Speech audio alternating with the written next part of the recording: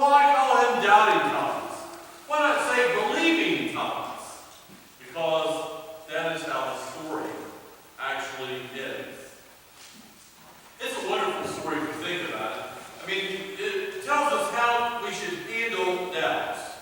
You know, the church hasn't had a great history in enduring doubts and questions of others. Sometimes the church has ostracized those people who doubt. The church also sometimes has tried to coerce the faith by the point of the sword. It's also burned people at the stake for not believing, as it says that they should believe. The church, we haven't had the best record in terms of handling doubt. And that's important for us to remember. Oftentimes, congregations themselves can fall into what some people call fusion or group thought.